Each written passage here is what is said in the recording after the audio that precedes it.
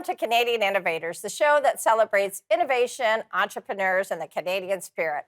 I'm Jocelyn, and every week we introduce a new entrepreneur or expert in the economy to tell their story and unpack the challenges of keeping jobs in Canada, as well as discuss potential solutions for job growth and prosperity. The COVID shutdown in Ontario and Canada were some of the longest and most drastic measures in the world and had a devastating economic and societal impacts. Joining us to discuss today is Barbara Barrett, Executive Director, Frontier DutyFree Association. Barbara has held senior leadership and executive roles for Jaguar Land Rover, a leading global automotive company.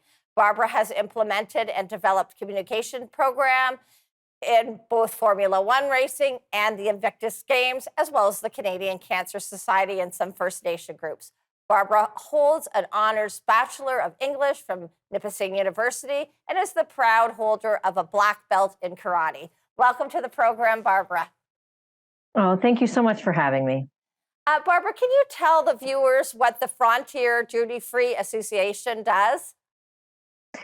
So we represent the land border duty-free stores that are on the Canadian side of the land border as you enter into the United States. We're an export-only business. So once you enter the store, you need to exit into the United States. You can't come back into Canada. And they're all family-run, independently owned businesses that have been a part of the tourism fabric in Canada for over 30 years now.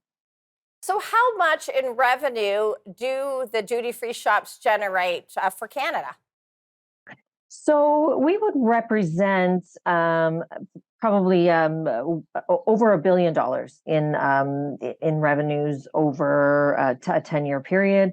We represent about 35 million in taxes into the country every year. We have invested over 60 million in border communities.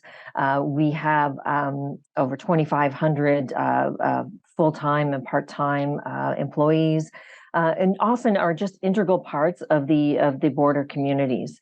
A big part of the tourism fabric of border communities. It's usually the last thing people see as they're leaving Canada and entering into the United States.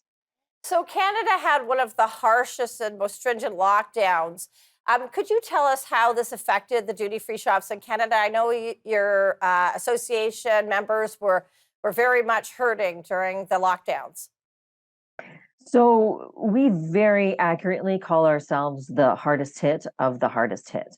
Understanding it was difficult on all Canadians and certainly most Canadian businesses, but we truly were the hardest hit of the hardest hit. We depend wholly on the border traffic and being able to for people to be able to go back and forth over the border like a border community. When the border was shut down to essential workers only, basically we were shut down. Some stores were shut down completely, just put the shutters on. Other stores were able to stay open as they get some commercial traffic. So essential workers were able to stop in.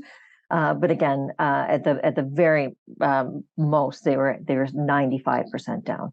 So it was devastating. It was absolutely devastating, and it stayed that way for about 20 months. I don't know what business or what business model can be expected to survive and thrive with being shut down essentially for about 20 months. Yes, absolutely devastating your members. How did they even survive all this? Because not only did they have to deal with the shutdowns, then they had to deal with the ArriveCAN and some of the mandates, vaccine mandates that prevented the free flow of traffic. So how did they even survive this whole situation? So we were able, most stores were able to survive on the government subsidies with the wage subsidy and the rent subsidy. Some did not receive that, and to be honest, some didn't survive.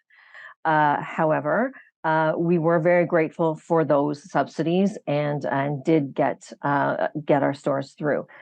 That said, even once the border opened, we had these measures still on the border. The border was still sticky. People were not traveling back and forth. The ArriveCAN was an issue.